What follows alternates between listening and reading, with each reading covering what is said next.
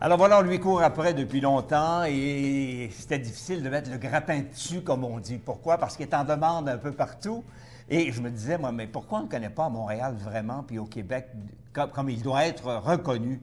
Eh bien, on va avoir la réponse tout de suite, puisque notre ami est avec nous aujourd'hui, exceptionnellement. Il est de passage avec nous, puis on va en profiter, bien sûr. Marc Descartes. Enchanté. Marc, merci beaucoup d'être là. Ben, ça fait plaisir. Parce que je sais, là, je suis en train de dire aux gens là, que tu es connu un peu partout. C'est un fait parce que tu as fait des tournées aux États-Unis, tu as travaillé un peu partout. Hein? Exactement.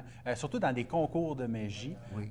où on présente des spectacles d'environ une durée de 10 minutes pour des juges et d'autres magiciens qui évaluent ce qu'on fait. Donc, effectivement, je suis allé au Texas, je suis allé au Michigan, à Saint-Louis et également dans quelques provinces canadiennes. Et c'est ça. Alors, donc, tu es un Québécois pur laine. Oui, exactement. Et tu restes ici pour un certain temps là, pour faire des spectacles. Là. Exactement. On va en parler après. Oui. Maintenant, parlons magie. Oui. Hein? La magie, pour moi, depuis que je suis tout petit, ça me fascine. Oui. Ça fascine tout le monde. Il n'y a personne qui peut rester indifférent devant un tour de magie. C'est vrai, hein? Ça nous fait retrouver notre cœur d'enfant quand on ça. voit un tour de magie. C'est l'émerveillement que ça produit. C'est ça, exactement. Moi, il y avait mon oncle Antonio, tu comprends, il y avait un truc. C'était une enveloppe de sucre là, qu'il vidait dans sa main. OK. Puis là, c'était tout. Il n'y avait plus de sucre. Mais c'est le moment où ça disparaît, c'est un moment qu'on n'oublie pas. Ben habituellement. oui, mais c'était son tour de magie quand il venait le dimanche après-midi. Il disait, mon oncle, la magie, son truc de sucre dans la main, il n'avait plus de sucre. Mais c'était de la magie quand même. Exactement. Est-ce qu'il y a différentes nuances dans la magie? Quand on dit la magie en général, est-ce qu'on a raison ou s'il y a différentes sortes de magie? Bien, c'est une excellente question. C'est qu'en magie, il y a différentes nuances, comme vous dites. Il y a les illusionnistes, par exemple, comme David Copperfield, Ah, ben oui, comme évidemment. Alain Choquette, qui font des spectacles à grand déploiement. On a également les mentalistes, ceux qui vont faire de la lecture de pensée. On n'a qu'à penser à Gary Kurtz, Oui. qui est très populaire à ce niveau-là. Et moi, mon domaine d'expertise, c'est la micromagie. Donc, la magie qu'on fait avec des petits objets, comme des cartes, des pièces de monnaie, des objets empruntés. Et c'est une magie de dextérité. Donc, ça repose, mon instrument d'illusion, si on veut, ce sont mes mains. Et- Donc ça s'ouvre à faire un spectacle très intimiste. Exactement. Quand je fais un spectacle, lorsque c'est un événement corporatif, par exemple, Oui. bien, pendant un cocktail, je vais avoir 7-8 personnes autour de moi et c'est moi qui vais me promener parmi les OK, gens pendant la OK. soirée pour présenter des mini-spectacles. Avec différents trucs. Exactement. Et pour mon plaisir personnel, je vais changer les tours parce que des fois, il y a des gens qui me suivent.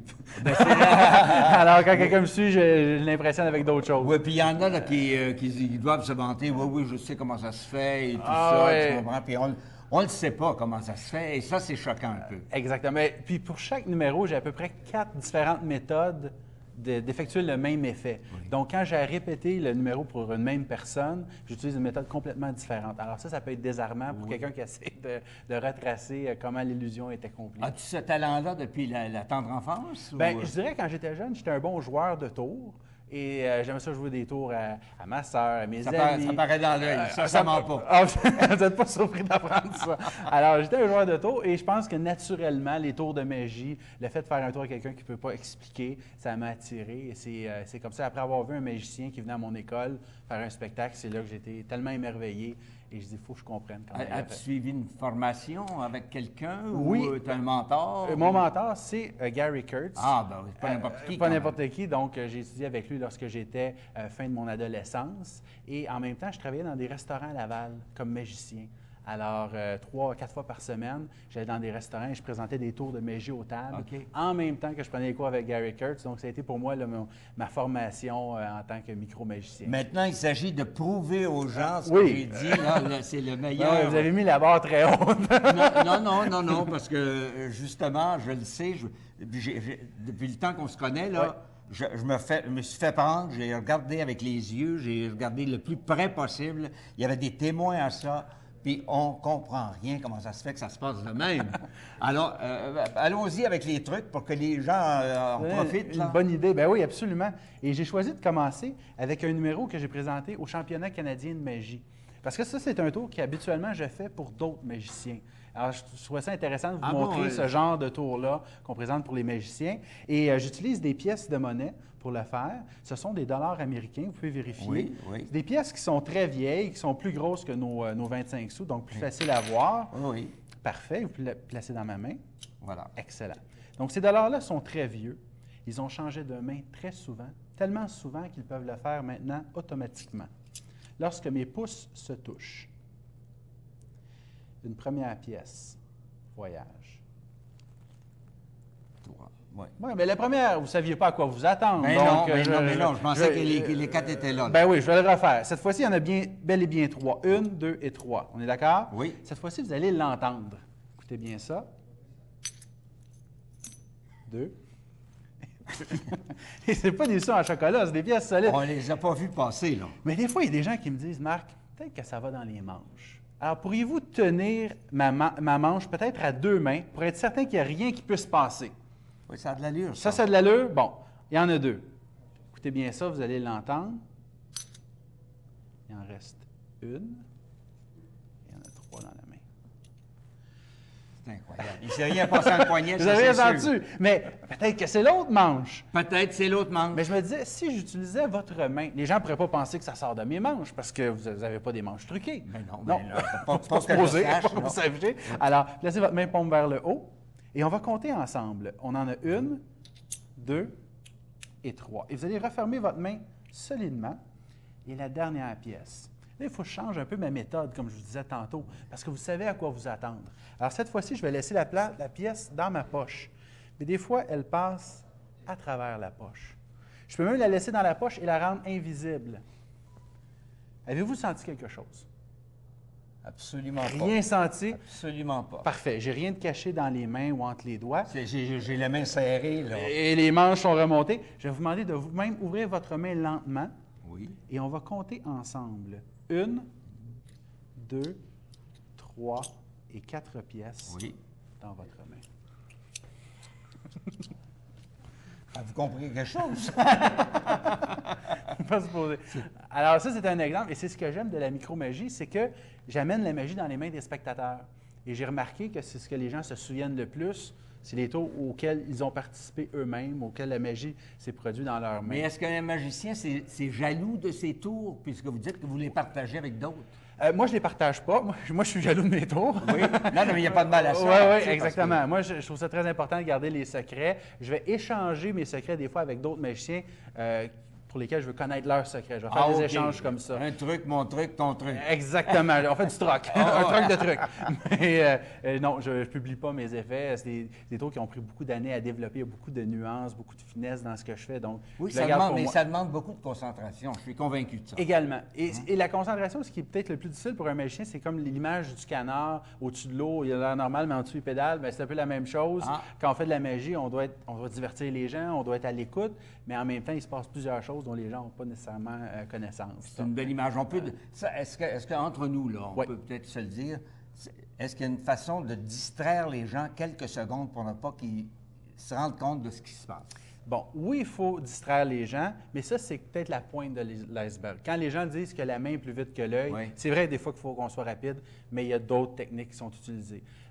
Parce que, évidemment, il faut utiliser la psychologie, il faut contrôler l'attention, il faut diriger le spectateur. Ah, c'est pas rien, non, Ouais, c'est pas juste le truc comme tel. Le truc comme tel, mais c'est ce qui l'englobe également. Qu'est-ce qu'on peut faire d'autre? Ben oui, peut-être un jeu cette fois-ci. Oui. Un jeu avec un dé et un gobelet. Bon. Alors, je vous explique le jeu et ensuite, on va le faire. OK. Parfait. Alors, je vais mettre le dé dans le gobelet, je vais le brasser de cette façon-là. On l'entend bien. Je ne sais pas si vous pouvez le voir à l'intérieur du gobelet. Oui, Il est là. Alors, ce que je vais faire, c'est que je vais prendre le dé et je vais le laisser dans ma poche. Et ensuite, de façon sournoise, sans que vous me voyez, je vais tenter de le replacer sous le gobelet. OK. Alors, est-ce que vous comprenez le jeu? C'est très simple. C'est que quand je vous demande où est le dé, il se retrouve de toute façon toujours sur le gobelet. Alors, on l'essaie. Je prends le dé blanc et je le laisse dans ma poche. Alors, selon vous, est-ce qu'il est dans ma poche ou sur le gobelet? Ben oui, d'accord, je comprends, mais là, il est dans la poche. C'est ça. Votre œil vous dit qu'il est là, mais moi, je vous dis qu'il doit être sur le gobelet. Donc, si vous aviez de l'argent à parier, vous parierez probablement sur... Le gobelet. Et vous auriez raison. C'est juste qu'il est un petit peu plus gros. Tu passes une dimension effrayante. Et c'est du solide. Oui. Ah, c'est bon ça. Et ça répond peut-être un peu à ce que vous disiez. Hein? Est-ce que la main est plus vite que l'œil? Oui. Bien, ça, c'est un exemple où, oui, il faut que je sois rapide, mais c'est plus que ça. C'est extraordinaire. Est-ce qu'on en a un autre? Bien, certainement, avec plaisir. On aime ça. Ben oui, moi aussi. Même si on comprend rien, on aime ça. Mais non, c'est le fun, mais qu'on ne comprend pas. Un tour avec un jeu de cartes, j'adore les cartes. Oui. C'est mon instrument d'illusion préféré. Et personne ne sait qui a inventé les cartes, mais ce qu'on sait, c'est qu'elles représentent le temps. C'est pour ça que dans un jeu de cartes, on a des cartes rouges et des cartes noires pour représenter le jour et la nuit.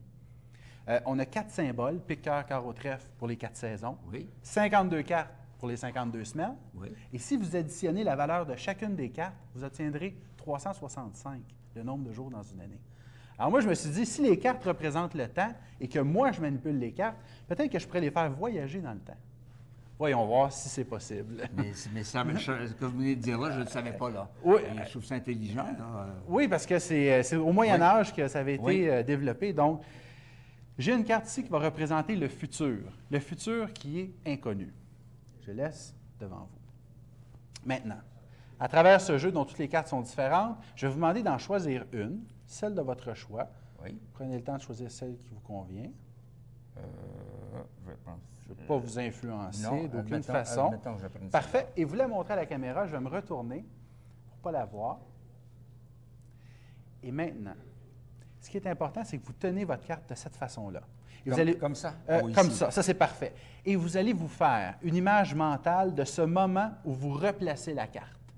Oui. Jjt! Parce qu'on va tenter de revenir à ce moment-là.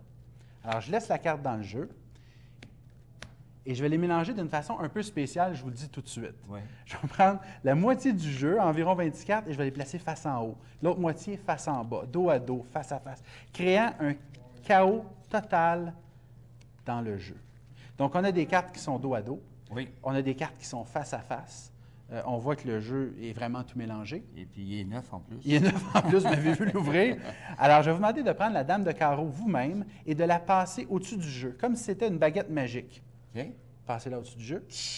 Parfait, bougez plus. Nous sommes peut-être revenus dans le temps. Nous sommes revenus au moment où toutes les cartes étaient dans le même sens. On est revenu au début.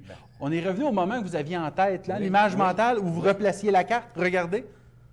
Regardez la carte. C'est bien votre carte? Que voulez-vous que je vous dise? Que voulez-vous que je vous dise? C'est ma carte? Oui, c'est ma carte.